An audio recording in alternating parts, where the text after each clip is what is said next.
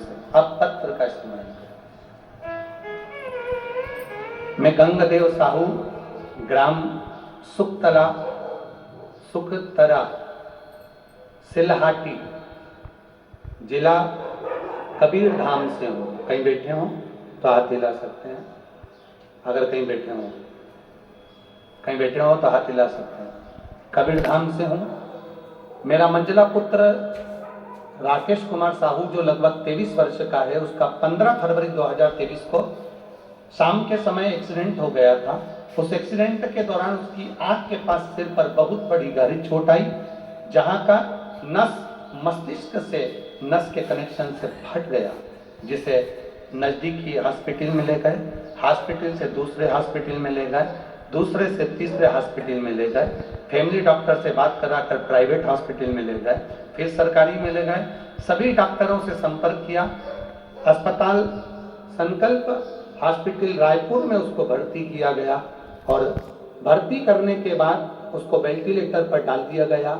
जो डॉक्टरों ने कहा अगर 6 दिन 1 हफ्ते के अंदर इसको होश आ गया तो ये समझो कि ये जीवित है, ये ठीक है। अगर होश नहीं आया तो इसकी कोई जवाबदारी नहीं है। बेटा है गुरुजी, क्या करा जाए। तब किसी ने कहा कि शंकर भगवान पर 1 लोटा जल समर्पित करो, बाबा से विनती करो, वो जल चढ़ाया हुआ इसको ला कर दो। उसी समय पर महाशिवरात्रि थी गुरुदेव, आपने अभिषेक करवाया। बेटा हॉस्पिटल में कैसे अभिषेक करें, पर बाबा से विनती कर कर घर के लोगों से कहा अभिषेक कर कर एक बेलपत्री जरूर उठाओ, बाबा चाहेगा ना तो मेरा बेटा अगले साल अभिषेक में जरूर बैठेगा। बेलपत्र उठा ली, अभिषेक करा। घर के लोगों ने मन मार कर रोते रोते, जो पड़ा हो होश नहीं, केवल एक शरीर पड़ा है, उसमें कुछ भी कंपन नहीं।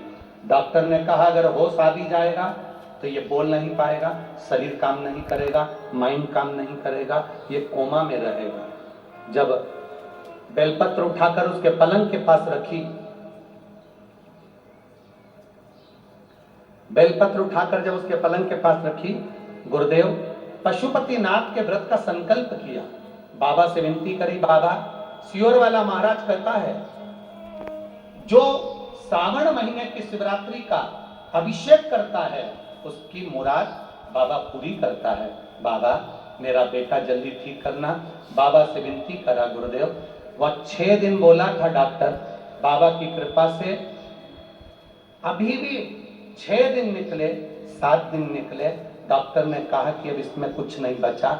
हमने कहा 2 दिन और रख कर देखो, बाबा की बेलपत्र इसके पास में है, हमारा मन कहता है जरूर ये कंपन करेगा, बोलेगा। 10 दिन निकल गए, शरीर में कंपन नहीं आया गुरुदेव। तब डॉक्टर ने कहा इसको ले जा सकते हो। हमने कहा 1 दिन और रखो।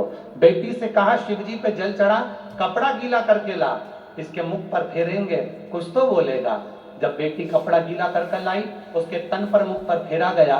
20 मिनट बाद उसका शरीर कंपन करने लगा और उसका शरीर बोलने लगा। गुरुदेव अब शरीर में कंपन तो आ गया, पर यह पहचान का नहीं था, क्योंकि माइंड में लगी थी तो पहचानना बंद कर दिया था।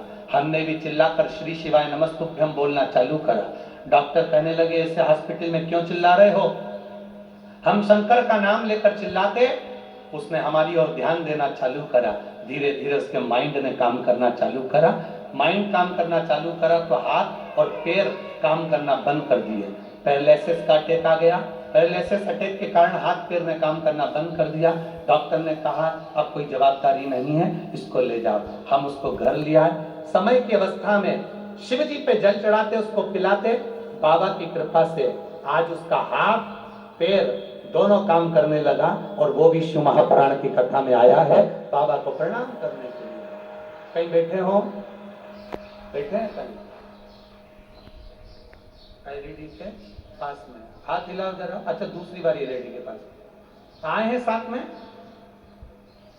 में आए हैं क्या? आए हो तो आ जाओ। अगर आए हो, आपका ये बेटा तीसरे नंबर का अगर आया हो तो आ जाइए। गुरुदेव बाबा ने मेरे बेटे को वापिस करा और अब वो चलता भी है, हाथ पैर काम करता भी है। शिव तत्व इसी को कहते हैं। खाली ना जाता कोई दर से तुम्हारे खाली न जाता कोई, दर से तुम्हारे मैं भी खड़ा हूँ बाहें पसारे, अपने हृदय से लगा लो